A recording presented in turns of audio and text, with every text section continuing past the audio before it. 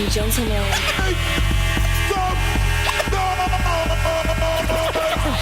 Podcasting since 2005. You were listening to Gamertag Radio with your hosts Godfrey, Peterocc, Paris, Pasta. Come on.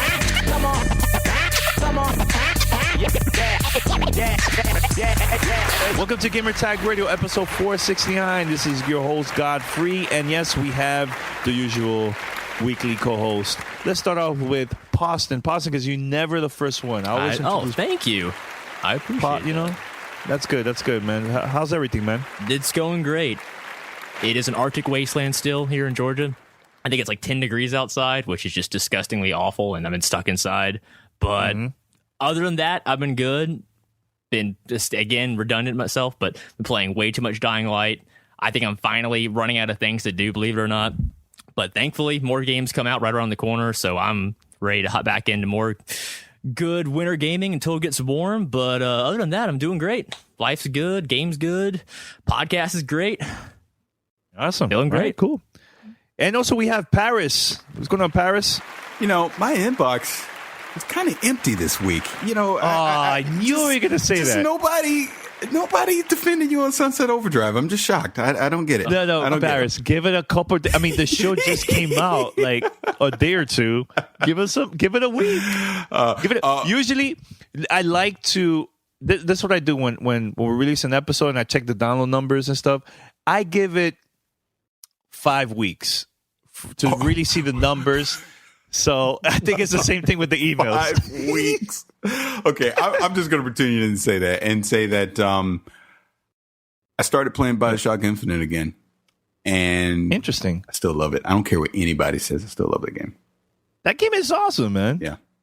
No, because I frequent NeoGAF and read a lot of stuff. Someone had even, because that's what prompted me to start playing again. They always do like a late to the party thread, with someone just now started playing Bioshock Infinite. A lot of people jump in. So I'm reading the comments and people are like, remember when people thought that was game of the year? And remember when people thought that was so great? That game is terrible now, blah, blah, blah, blah, blah, and all this kind of stuff. And I was like, you know what? I'm going to start playing it again. I think the story's fantastic. I really do. Yeah. I mean, I agree.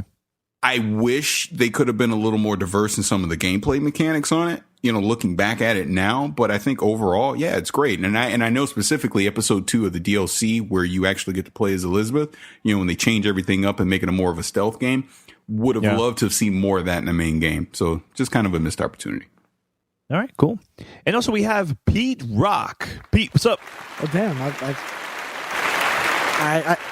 There you go. No, I'm here. I'm just... Oh, damn, I'm not even part of the show anymore.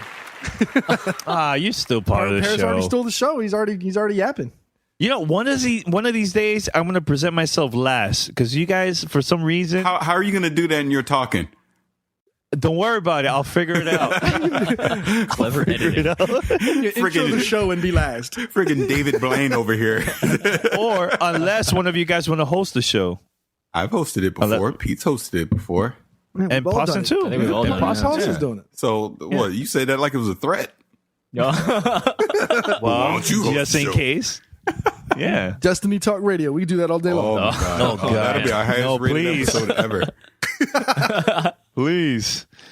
All right, guys, head over to gamertagradio.com or play.it to listen to our past episodes of Gamertag Radio. All that good stuff, man. Send your feedback. Fan mail at gamertagradio.com or give us a call 786-273-7GTR. That's 786-273-7GTR. You know that this week is our 10th anniversary. Happy birthday, GTR. Just want to say that. Happy birthday. Yeah, happy birthday. 10 years of us talking about games and all that stuff. Though, high quality. Of course. I'm joking around. We are proof that you can polish a turd. Yes. Into a diamond. Yeah. But I mean, before we start with the show, guys, anything you want to say for the past 10 years? Anything very quick? Your favorite moments, maybe? I can say my first memory of Gamertag Radio, and this had to have been one back in the early days when you first started. You used to go on Team Xbox and you used to spam up the forums about Gamertag Radio. Come listen and all that. And I'll never forget. I was like, God, this guy is just spamming. Jeez, I just want to block him. Fine, I'll listen. And you used to do the podcast through Xbox Live, if I'm not mistaken, right? Yes, it was the sound, Halo 2. Like I can say it now, but even back then, the sound quality was kind of bad, right? Oh, of course, of course. Yeah. But I always remember, I just thought it was so cool that you would do hip hop. You do like hip hop stuff on the podcast. And I just remember, even back then you were starting to get connections within Xbox and everything. And you had various guests on. I think I remember Trixie at one point was on. Am I misremembering? Yes, I think that was, before Major Nelson. Yeah. It was Trixie first. Yeah. Yeah. And then I remember when Major Nelson came on. And then I remember when I decided, then I remember when you and Palladino went up to the Xbox campus. And you had that whole Lord of the Rings thing, and you guys were on video talking about it. And that right then and there was when I decided, you know what? I want to be a podcaster too. And shout out to Elaine Oopie. We all know her. She's the one that got me to podcast because she kept saying, contact Danny, contact Chris. They can help you. They can help you. So I don't even remember if she knew you back then, but I just remember her. She's the one that pushed me to actually email you. And then you ignored me for like a month, because you big First of all, it wasn't a month. I was on vacation. It was a week. Okay. Yeah. Right. But, then you got back to me, and then, Chris Palladino too. And just gave us hints and everything and tips on how to podcast and everything. It just went from there. And I can't remember when me and you first met. God, was it at an event or was it E3? I don't remember, dude. I don't remember. It's been so long. It's hard. It's really hard for me to remember all that stuff, man. Yeah. It couldn't have been. It had to have been an event. It was like some gaming event. I remember Medal of Honor Airborne. Was it that? Oh, maybe it could be that one. It might be Medal of Honor. I think it was before that. I think we met before that. Maybe E3. I can't remember. Anyway, It's definitely before that because I was already part of the show when that happened. Yeah. Well, yeah, we don't need to go down memory lane too much, but the point is, I just remember very early on you doing Gamertag Radio, and then obviously I think the audio you did that just cemented everything and really got the podcast to be popular and everyone to start paying attention to it was when you got the girls from the PMS clan right at the Xbox 360 launch. Kind of that underground, deleted podcast. And I remember I got in there quick and I listened to it before Microsoft made you pull it. So, and I always remember the one last thing, and I'll shut up, is they were talking about Perfect Dark Zero. And I was so hyped on that game. Like I just was so excited. Oh man, I can't wait to 360 come out so I can play it. And I could tell they just were not impressed at all. And I just remember I was like, oh, they're just a bunch of haters. They don't know what they're talking about. That game's going to be great. You know what? I have a little story that I never talked about this. Because when we released that audio with the PMS clan and they, leaked everything about Xbox 360 and Perfect Dark. So later, I think like 2 months after that, we went to E3 and I got to meet some people from Rare that were like standing around some booth. I can't remember where. And one of the guys was kind of mad. He looked at me like kind of mad because we leaked the information about Perfect Dark. And it's like, come on, it's not our fault, right. Because it was all over the web. I was not expecting that to happen, So, but yeah, it was very interesting. He gave me this weird look like, you guys leaked this. Yeah, that was so funny. But I know I don't want to spend too much time on GTR and all that stuff. Let's talk about the topics that we have for this week's episode. I know last week we've been talking about The Order. We're hyped. The Order 1886. We were really hyped for that game for the PlayStation 4. And there's a lot of reviews that just not giving it great scores. Well, can I cut you off real quick and say this? We won't have our review out to probably, I guess, next episode. I think that's safe to say. Hopefully, fingers crossed. Yeah, they said they were going to send us copies of PlayStation. So I really don't have an opinion on the game. I want to play the game and have a true opinion of it. But yeah, I think we should just talk about the reaction. The reaction. Yeah, of course. See, like this is the thing that I really hate about the internet. When there's some news or controversy or something, I just hate that people, without doing their research, without even playing the game, right away, it's a bad thing. They exaggerate, and it's like, guys, take your time. If you want to spend some money on that particular game, go for it. Like Destiny got a lot of low reviews, but people still went and they bought the game. Paris and Pete to this day, I think they play the game. Not me, but I think we should just like do some research and decide if you're into that type of game. Go for it. It's fine. I think. I just don't like when people are giving it bad reviews and they haven't even played the game. I think it's unfair. I'm not defending Sony or anything like that because I want to, I was planning to buy the game, but they told us that they're going to send us some review codes for us to talk about it on the show.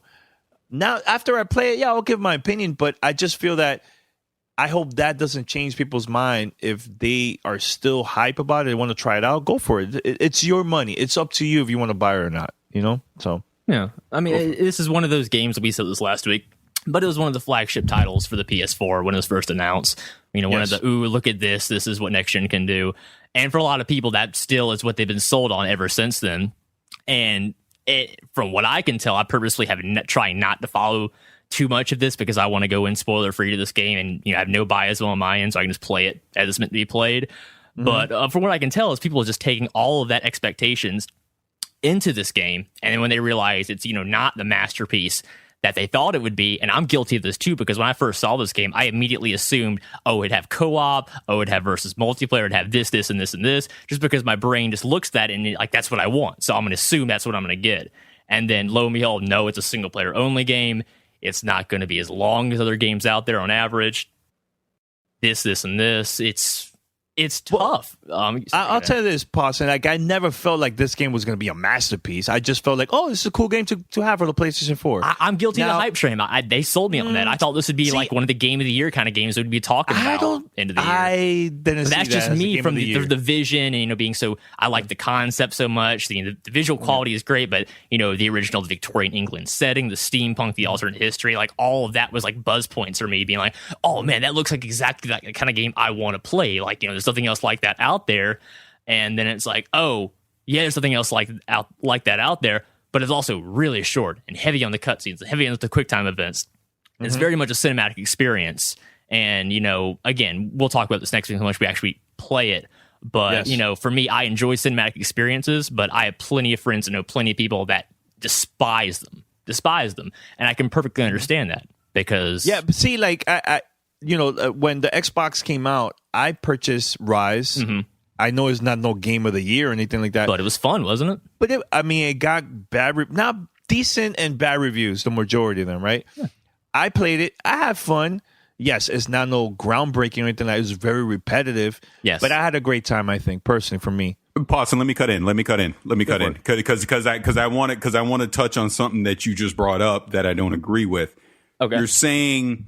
You now, because you've seen some review, the reviews and everything, you're going to lower. I've seen the negativity. I haven't read any of them. Okay.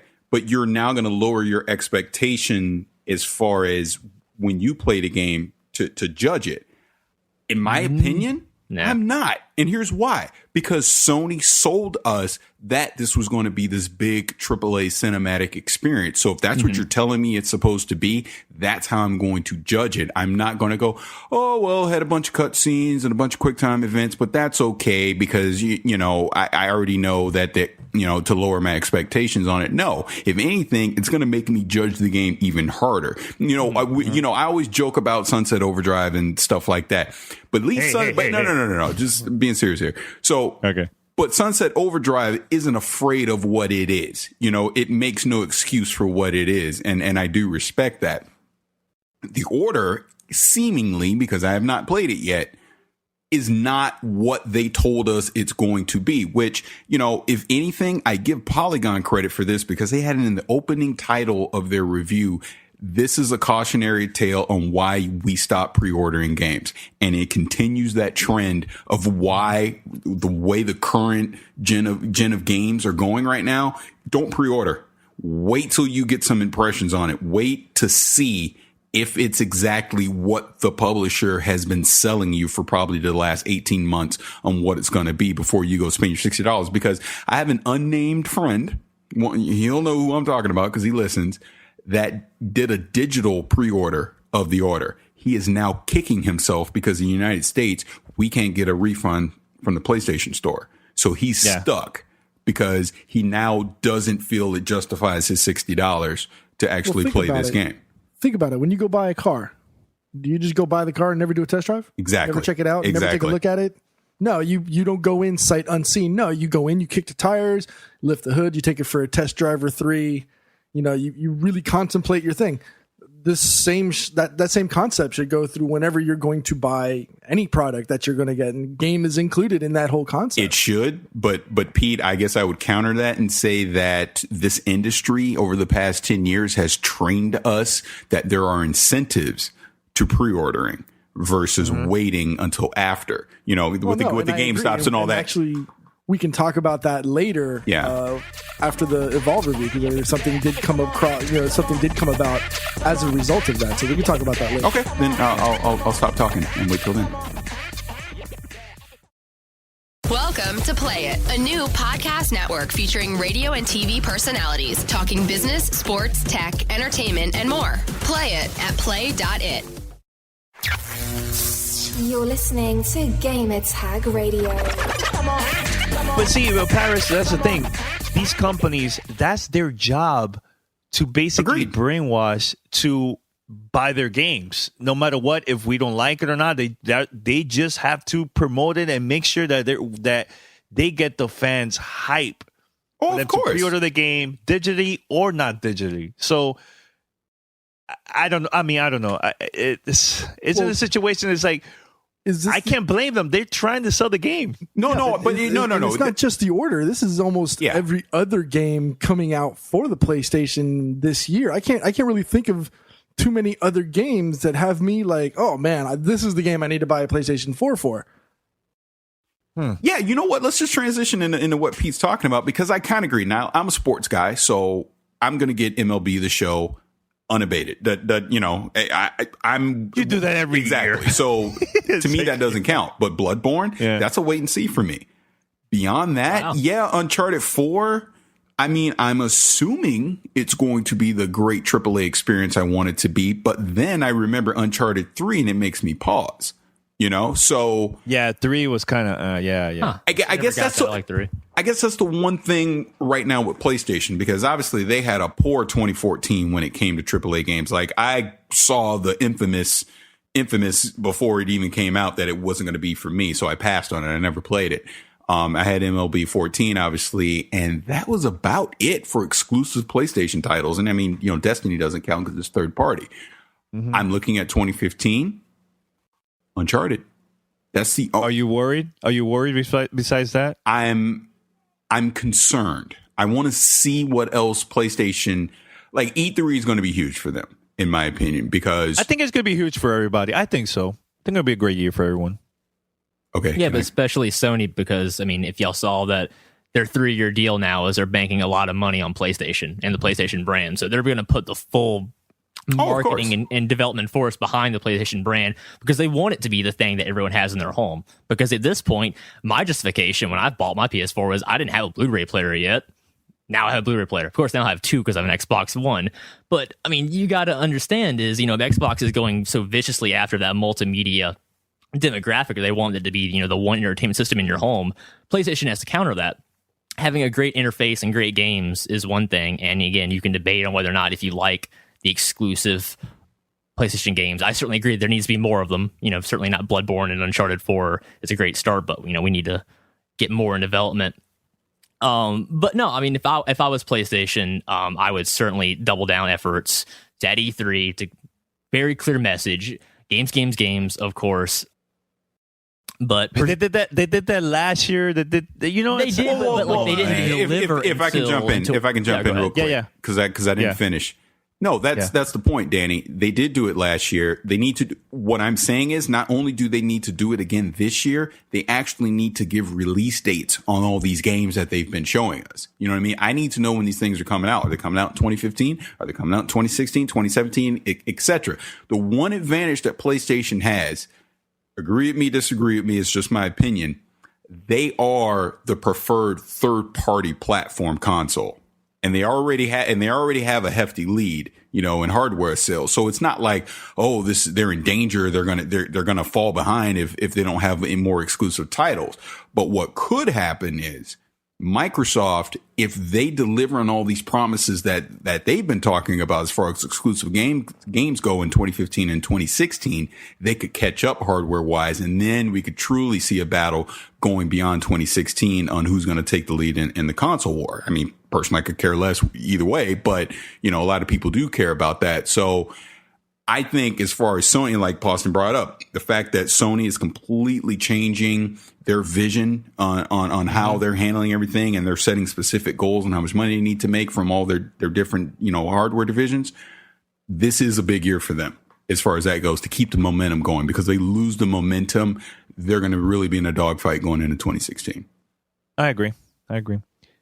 Pete, anything else you want to say before we go to the next topic? I think the only title for me that is still a plausible system seller, but until we get hands on, it's still vaporware and No Man's Sky. And I know it's not. I know it's a timed exclusive for PlayStation 4. It'll come eventually to Windows and Xbox One. That, I think, for me personally, that's the only game that would get me to go out and buy a PlayStation 4. Wow. It makes me want to play the game that much more, Pete. Well, now the vision is so interesting, but I need to put hands on it. But it's good to hear you say that it, like, the vision of that game is so much that it makes you think about getting a PS4 for a smaller scale game what like is it, that. like 18, that says a lot. I don't even know if I'm going to say the alien name. I think it's a quintillion planets. Wow. Like it'll take nobody in their lifetime will ever be able to visit the total amount of planets that are available.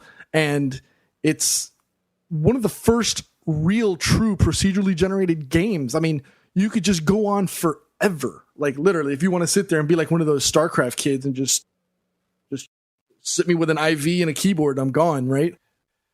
Can I say something before Paris? I know Paris is going to say something. No. Look. I just don't like. Don't get me wrong. I really like the game.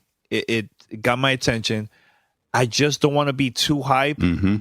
Because I don't know what's going on in that game. Tell you the and truth. Like I said, and I still think I to said this it last day, year, I'm lost. I still consider it vaporware, even though it's vaunted and it'll make me throw money at Sony.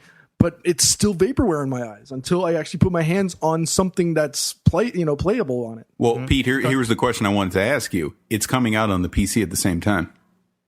Is it the same time? Yep. Oh, sorry, it's console. That's my point. Yeah. Sorry, Sony. Yeah, that was my point. I mean, if something's on the PC at the same time, is that really an incentive for you to want to go pick up a console? I don't know. Voicemail 786-2737-GTR.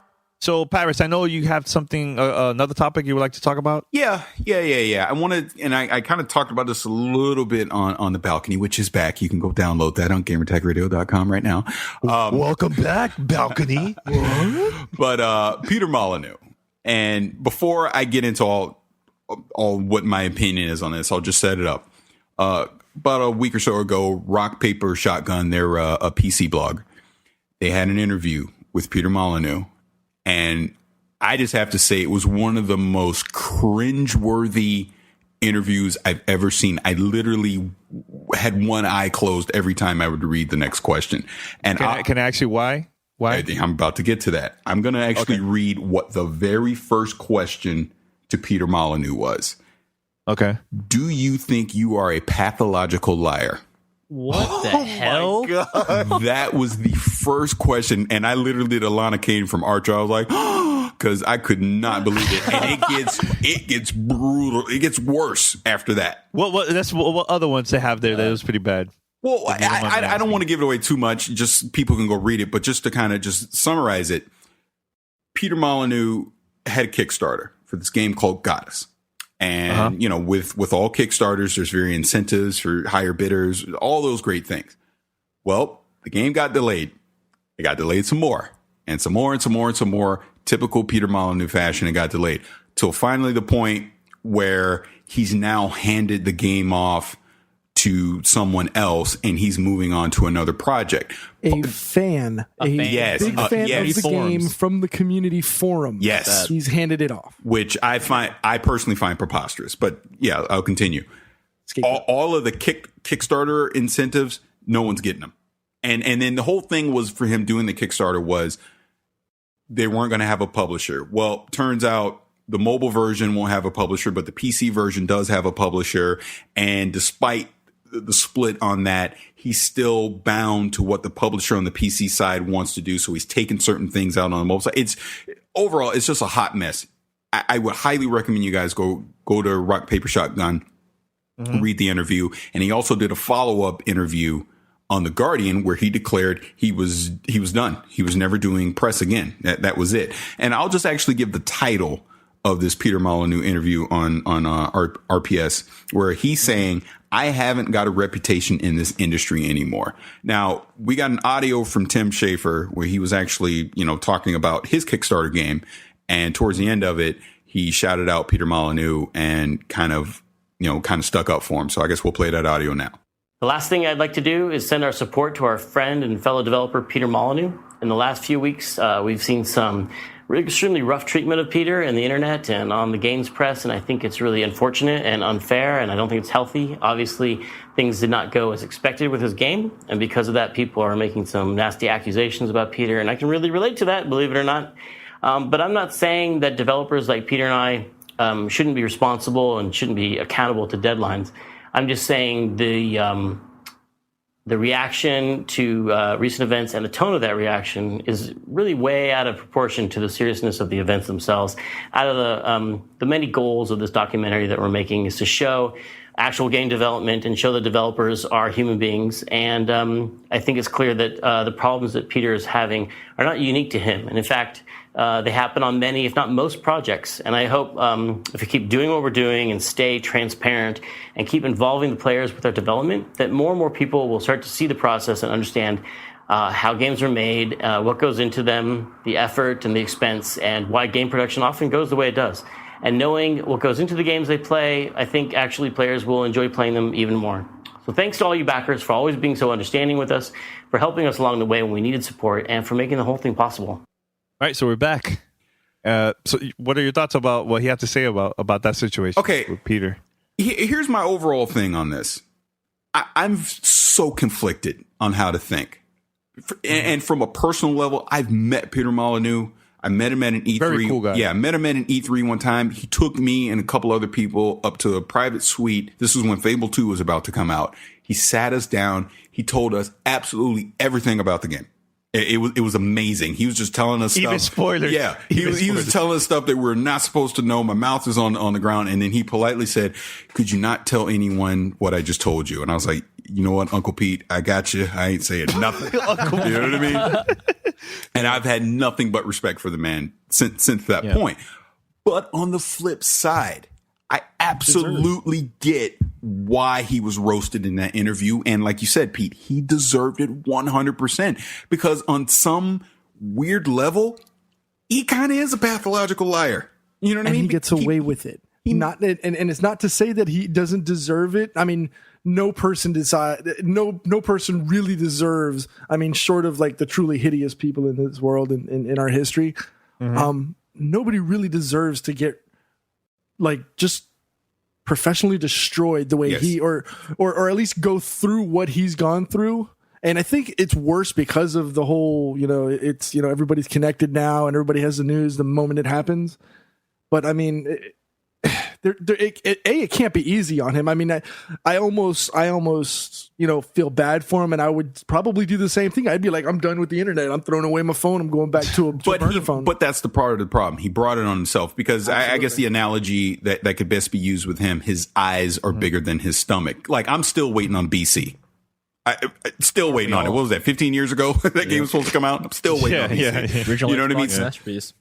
And like the Tim Schafer thing where he was defending him, obviously a lot of other developers, via social media have been defending him, and they've been ripping, the John Walker, who did that interview, just ripping him to shreds, just saying, he was way too harsh, et cetera, et cetera. But on a certain level, he was right. to say the things that he was saying. A journalist's job to get to the answer. Yes. Now, maybe the way he did it, or I'm sure there's probably 100 different ways that he could have rephrased that pathological liar question. But the point of the main job of a journalist is especially when you're doing an interview like that, you're not there to make him feel comfortable and give you the answers the people want to hear.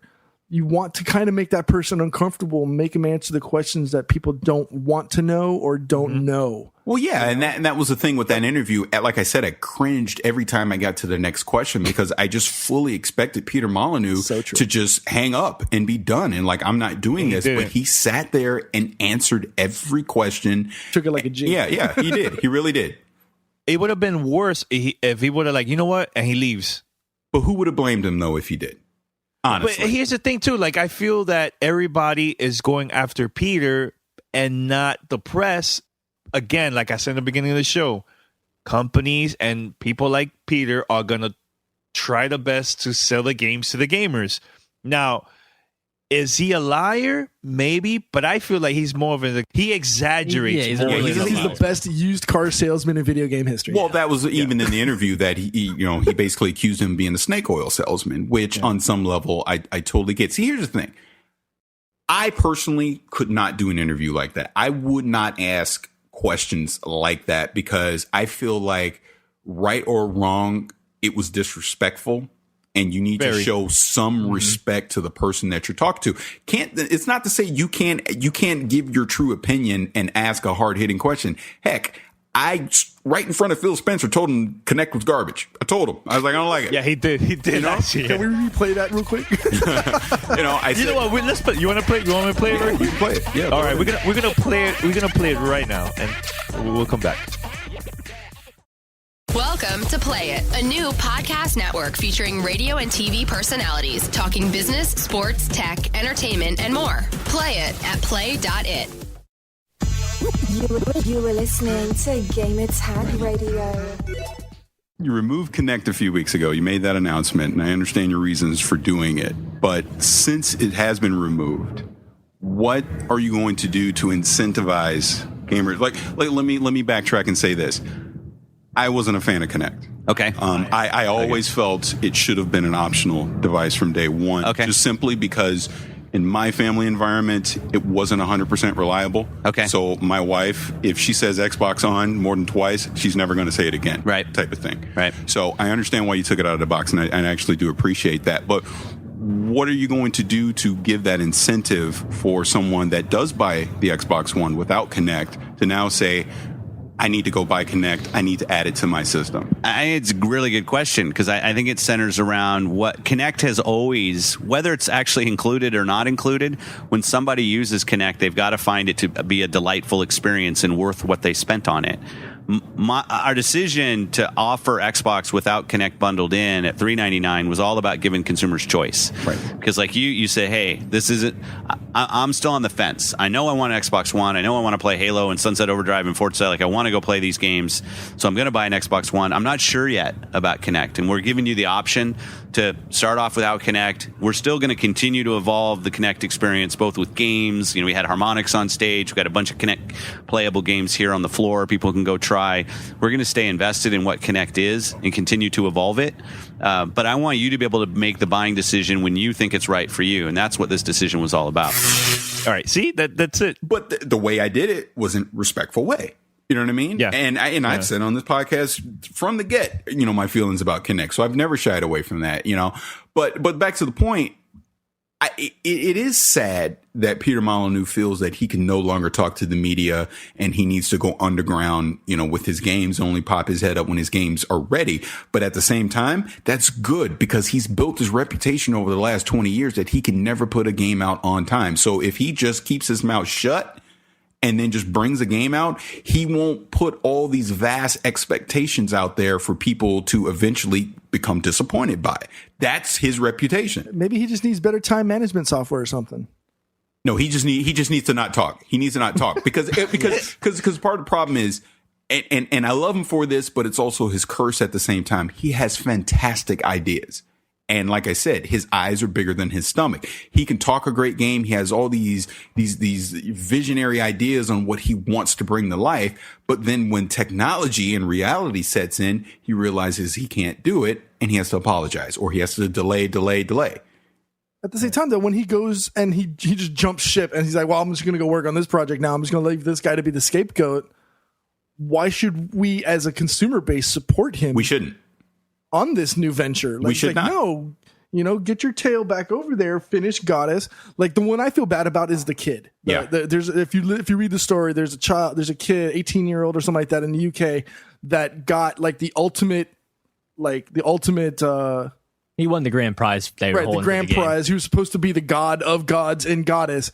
And that, like, and also make 10% of the profits of the game as well. Yeah, exactly. He's supposed to get part of the profits, and then the guy who was in charge of the project left, and that just fell by the wayside and is never going to happen again. So it's like, yeah. But see, one more time, again, guys, when you put money on any Kickstarter project, you're taking a risk. Yep. It's not guaranteed that you're going to get that product or whatever it is that you invested your money on through I blame Kickstarter. the Ouya. I think that if you're going to put that money down, I'm telling you right now, it's not 100% sure that you're going to get that. So, and I agree with you, Danny.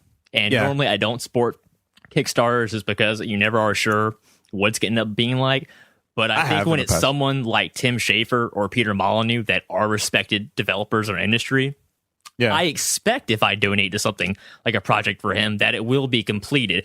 Not on time, obviously, because as someone who has bought all 3 Fables, I know better now than to trust things come out of Peter Molyneux's mouth. But I still respect him as a game designer. I loved Black and White. I loved Fable for the most part, mostly the first, a little bit of the second one. I can't stand the third one. But overall, I like his design, his vision. Yes, I agree. He needs to hire a spokesperson because anytime he opens his mouth, he just lets dreams come pouring out of his soul, more or less. Poston? I have 2 words. Star Citizen. I'm done. As a non-PC gamer, it looks cool, but, maybe one day. $50 million in crowdsourcing as of August of last year. That's now amazing. he's up to 72 million as of this month alone. Well, look at Tim Schafer. Look at that video that we're playing where he was defending Peter Molyneux. The whole point of that video was he's documenting the development process of this Kickstarter game. Mm-hmm. That's the right way to do it. You're showing your paying customers how it's being done. So even if it is delayed, you can see why it was delayed because he documented the whole thing. I think that's great. He's someone that if he had a game that I really wanted and he asked for a Kickstarter, I could see me taking the risk with. Peter Molyneux, no freaking way. I'm not doing that. Because his track record over an extended period of time says he does not deliver. And that's unfortunate because I love the guy. I think he's fantastic. I think he's a fantastic visionary. He's just not capable of actually delivering. Well, do you remember this? One of my favorite quotes from Peter Molyneux was, I don't know if it was from Fable 1 or Fable 2. This is the greatest RPG ever made. That sounds like a Fable 1 quote. That was Fable 1. I was all aboard that hype train. Oh my. You would plant a tree when you were a kid. You grew up with the tree in real time. It'd fall down. New ones would take their place. I mean, it was the best thing ever.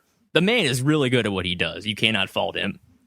But it's just not the greatest RPG ever made. No, it's not. Come on.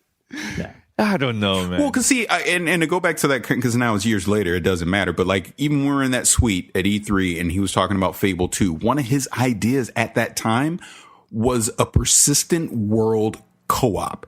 Like, the world would always be there. So, like, say I have my Fable game going on. I could not even be playing. You could jump into my world and manipulate the world and change everything. And then the next time I log in, something would be different. That was his idea back then. That was 2007. Hell, we still ain't realized that Destiny can't do that. It's like, that's true. True. So it's like I said, he has great ideas and I would love to see that come to fruition one day. But dude, he needs a PR handler to just wrangle him in big time. Yeah. He needs Rob. Yeah. He needs Rob. Yeah. But he's very influential in the industry, though. I can't. But that was his point. He's not influential anymore. That's the whole point. That's what he's saying. His mouth, his mouth is cashed way too many. You know the saying. I'm screwing it up, but he's talked way too much and not delivered. and now he's lost his cred in the industry. I agree. And I had him a couple of times on the show already. Like I believe like 2-3 times. He was cool, man. He's cool. I don't know. Come on, Peter, take a break. Yeah. All right, I heard that. I'm out. That's you. All right. Well, speaking of Peter, Pete, I know you have a review for this week, right? Yep. All right. So Evolve is developed by Turtle Rock Studios and published by 2K Games. If you're familiar with Left 4 Dead, then you'll be familiar with some of the stuff that they've put out. Now, Evolve is a competitive first-person shooter that's set in the near future. Humanity's expanded across the galaxy and come across a planet called Sheer. So Sheer is this dense jungle planet filled with wildlife and resources. And while terraforming the planet, the local monsters start attacking the colonists. And as a result, 4 hunters are deployed to the planet to clear out the monsters. And that's where you come in. You can play on either the side of the humans as one of 4 class-specific hunter classes or as their enemy, a constantly evolving monster. I like to think of it kind of like a first-person shooter Pac-Man for 2015. That's what I'm saying, and I'm sticking by it. In Evolve, the roles are simple. You have an assault, a trapper, a medic, and support. Each role has a special class ability and 3 playable characters each. With the assault class, the main focus is simple. Do as much damage to the monster as possible. Trapper specializes in tracking, and as you can guess from the name, trapping the monster. The medic's focus is pretty much clear and dry, keep your team alive, and then you have support. My personal favorite of the 4 classes. In my opinion, it's got the most variety for gameplay, which with the options that it gives you and the class abilities. Now, for the monsters, there's 4 monsters in total. There's the Goliath, the Kraken, the Wraith, and the Behemoth. Each monster starts off at stage 1 and has its own individual styles, skills, and play styles. They have to each eat its way through the local wildlife while avoiding the hunters to reach stage 3, the highest possible level. Now, the Goliath is the primary monster and it has all-around attributes. The Kraken gives you the ability to fly, so you can rain fire from up above while avoiding the hunters. The Wraith is my personal favorite out of all of them because it gives you a combination of speed and stealth, making a real fun monster to play, but having speed and stealth, it also gives you the least amount of durability. The final monster is the Behemoth. The community actually came up with the name for the monster. And like the name, the Behemoth is massive. It's the slowest of the 4 monsters, and it can't jump. So take into consideration what you're going to do and which monster you're going to choose, because each has its qualities and its drawbacks. Now, there's 4 game modes in Evolve. There's Hunt, where the hunters have to kill the monster before it can destroy a power relay located in the map. The monster has to reach maximum level, which is stage 3, before it can destroy the power relay. There's Nest, where there's 6 eggs located randomly around the map. The monster knows where they are and it has to protect them from the hunters for 18 minutes. If obviously the eggs die, game over. The monster does have the ability to hatch eggs to spawn minions to help protect the eggs, the remaining eggs. Rescue is the 3rd one, and similar to Nest, there's injured colonists located randomly around the map, and the hunters need to find, revive them, and protect them while trying to escape, and it's the first to 5 wins, kills or saves. There's the last one, which is Defend. The main station is under attack from a fully evolved Stage 3 monster and smaller Goliaths, and the hunters need to protect the station by stopping the monster and its Goliaths while their ship powers up. If the monsters destroy at least 2 of the generators, boom, game's over, so you need to plan your attacks accordingly. All right, so the game doesn't really have a campaign. It's the same game regardless of whether you're playing with humans online or if you're playing with bots in a single-player setting. Now, it's a personal preference, and if you like playing alone and not having to rely on human interaction, then obviously you're going to go with a single player. Sometimes that's not always a bad thing because bots pretty much have their role and know what to do versus humans, which sometimes we get distracted and we want to do our own thing. Overall, it's up to the player. I really enjoyed the game a lot, and I love the fact that you need to focus. Like if you want to play lone wolf style, you're not going to succeed. So the one thing I really like about this game is that it's really, really tactical. Now, what I mean by that is you need to pay attention to what your skill set is and use that to your advantage and make sure that you're playing within the confines of the game. So if you're playing medic, don't go running around like this is Call of Duty or something. You need to sit there and focus on your co-hunters to make sure that they stay healed and protected. And if you're support, stay back and just litter the area with fire so you can just steadily DPS your monster. Play within the confines of the game is probably the best way to say how to play this game successfully. I like it. If you're if you're an FPS fan that's looking for something that's away from the typical military type fighters of, the Call of Duties and the Battlefields, etc., I would suggest picking up this game because it's a good departure from the FPS while giving you that first person shooter Twitch response game. So that's my review of Evolve from 2K Games. And what do you guys think? How's the matchmaking on this? Because I played the beta and alpha. Mm-hmm. It was a little bit slow. It was hot garbage. It took way too long to load up games to play. Mm-hmm. There were many, many instances on the alpha and the beta where you spent more time in a waiting screen and a loading screen waiting for the game to start. And sometimes those would exceed what actual gameplay would have been. Like sometimes you just encountered somebody who had no clue what to do with the monster and the game was over, before it started. Okay. But they've done a lot of optimization on the game.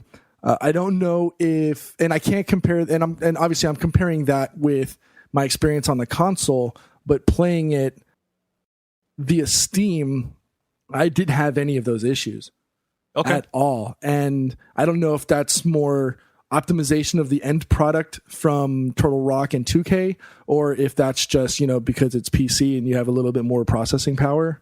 But I had zero. It's maybe a 30-second, maybe 45-second load versus, alpha and betas, which took minutes, 5-10 minutes. Okay. Right. Is it dedicated servers and matchmaking or just matchmaking?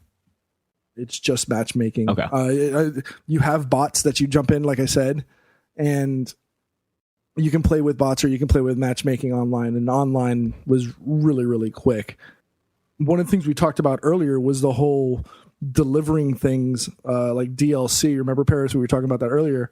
And there was not problems, but one of the pre-order bonuses for this game was that if you pre-ordered it, you got every single character unlocked, every monster unlocked at launch.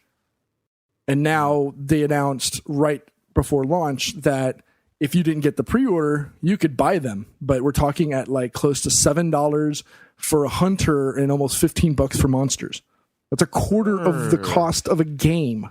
I don't know about that. Not including skin packs. I think it's 140 plus pieces of downloadable content or packages that you could buy. And it comes out, it's some ridiculous number. And it's almost like $130 something if you wanted to spend outside of the launch and get everything. Okay. I don't know. To have a game that's predicated on post-launch DLC, it's kind of like a bad model. I don't see it succeeding in future iterations if they do on this game. Okay. I still have a really good time on the game and I'll still be playing it. Yeah. For this review. Welcome to Play It, a new podcast network featuring radio and TV personalities talking business, sports, tech, entertainment, and more. Play it at play.it. You were listening to Gamertag Radio. I was curious, because I don't think you touched on this in your review, but what is the level design like, and how many maps are you looking at? And are they fun, or only certain maps, ones you want to replay again? There is multiple maps. There's 4 game types, like I mentioned in the review, but there are multiple maps, and downloadable content from launch map content is free for the game. Okay. So there is going to be continued support of the game, delivering different maps, possible game types being changed, and according to from what their community's been talking about, looks like they're going to be doing a spectator mode as well, so that you can go in, and if you're like a Twitch streamer or something like that, and you've got a bunch of friends that you want to do, you could do that and have a sixth god. Since we're in the whole Peter Molyneux thing. Yeah, you could have that. You can have that God view, and you can switch from everybody's view in a spectator mode and watch everybody in the gameplay go. Cool. Paris, you have any questions for Pete? No, I mean, you pretty much answered everything I wanted to know in the review. And like you said, you already brought up the DLC stuff. I would just simply say that DL stuff. I can't even talk. Good Lord, Peter Molyneux, what have you done to me? But the DL, it's the god himself. Yeah, the goddess. But the DLC stuff just turned me off from it. I actually have the game on Steam. I mean, I could play it, but I've just not felt the urge to jump in and go play right now. And I don't know, because I almost feel like, I'll get to a certain point, I get all hyped in it, and then all of a sudden a DLC barrier is going to come up, and I got to start purchasing DLC to continue playing. And like he said, if you add it all up, you're spending more than the $60 than the game would cost. So I don't know. I will play it just so I can give it a fair chance and an opinion, but I'm not excited for it. Just not. I'll put it this way. This is from the guys that made Left 4 Dead. Left 4 Dead is still the superior experience in my personal opinion, but I'll see when I play. Yeah, I don't know.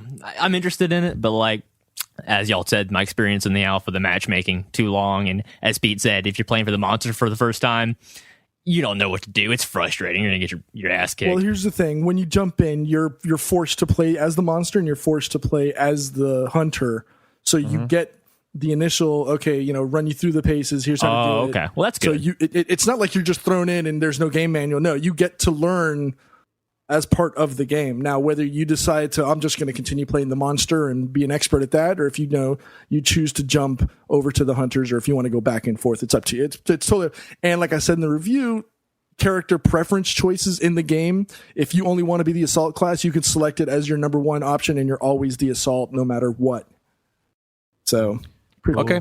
So now it's time for fan mail. Fan mail at gamertagradio.com. Fan mail. Yes. So we have two emails for this week, guys. Send us emails or voicemails. Come on, it's all up to you if you want us to continue with fan mail on the show. So continue sending. Well, you told everybody to send fan mail about Sunset Overdrive. That's why there's dust on the inbox. Oh God, come on, come on. Of dust. I'm telling you, Paris, watch your back. They are gonna. Oh my God, too soon.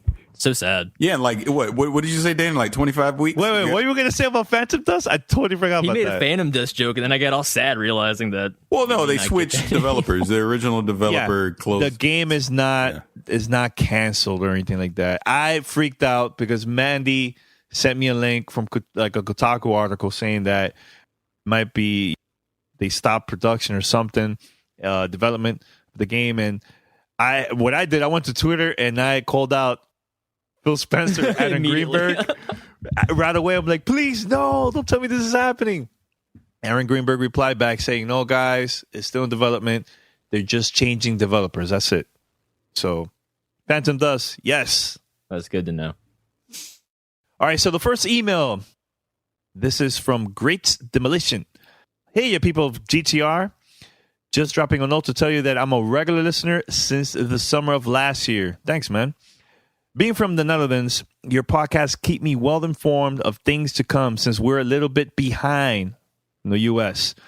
Also, I find your reviews of games very accurate and helpful. Keep it up, people. Well, thanks, man. Well, thanks, man. I'm glad to be a source of positivity out of the USA for the rest of the world. Carry that flag. See, I mean it too. I mean, you don't want to turn on the American expressions news. And elitism of Boston does not reflect me nor the rest of Gamertag. I'm just saying, any good news is good news, man. But thanks. Yeah. Shout out. You guys can read the second email. Anybody? I'll grab it because I think I'll be able to expound on this a little bit better. This one comes from Keith. Hey Hello, guys. Keith. It's Keith from Arkansas. It has nothing to do with Nintendo, but just wanted to say congrats on the new achievements. This is big for one of my favorite podcasts. Keep up the great work. Mm-hmm. Does want to know, Danny, it's time for you to get into PC gaming. Okay. He's loving it. He couldn't decide what console he wanted to complement his Wii U, and he thinks PC is the perfect complement. Okay. Don't really want to get into the Xbox or PS or the PlayStation ecosystems anymore. It's not even about the graphics either. Steam sales, come on, man. Danny, it's time. That's in a Paris voice, mind you. Yeah, how's Paris voice? Danny, it's time. Danny, it's time. I don't know what to say about that, man. I just don't see myself sitting, playing PC games. Why not? I feel comfortable. Why not? It's not like it's not even a price issue anymore, because like I reviewed a couple of weeks ago on the show, you can go and get an Alienware Alpha, Steam PC, big screen. Yes. Do it on your big screen TV in your living room. It's not like you're confined to a 24 inch monitor in an office anymore. You can shoot it up to your big screen in the living room, play it with an Xbox 360 controller, and have a blast. Why not? I just feel comfortable with my consoles, man. Look, first of all, I have a lot of consoles here, man. I'm comfortable with what I have. I will stick with that. If there's anything PC related, I'll depend with Pete or Paris when it comes to that, for them to give me feedback about that particular game on PC. I just don't see myself playing PC games for the 10,000th time. All right, there you heard it. Not me. You heard it. All right, he's being ignorant.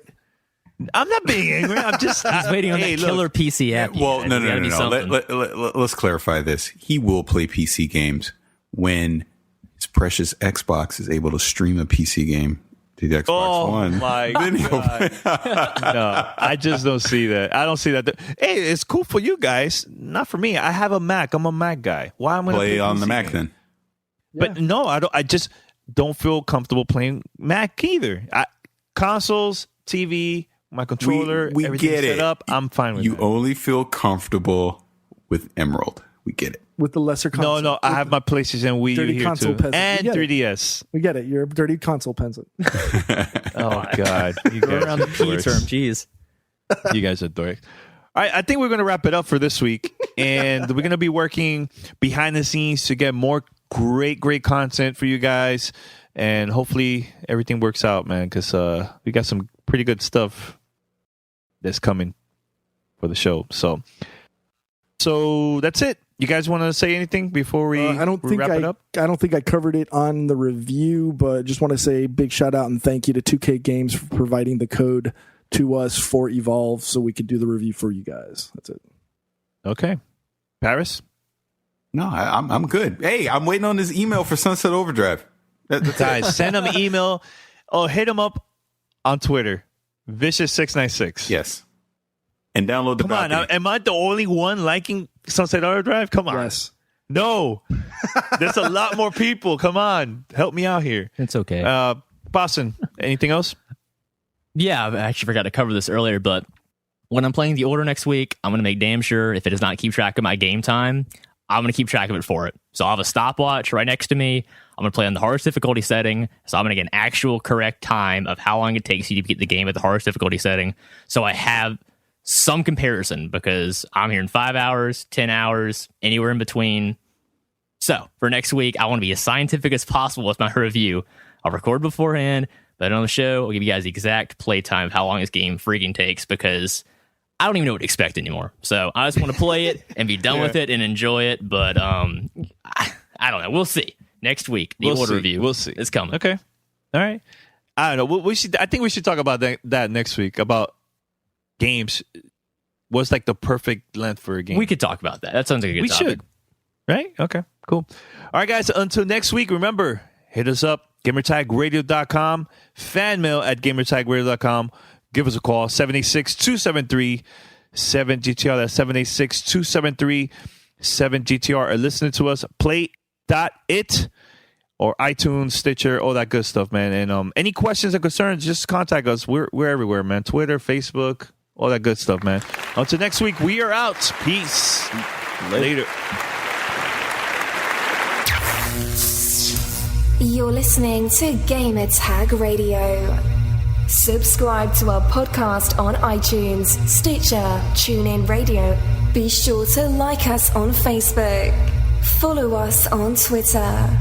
Tune in next week.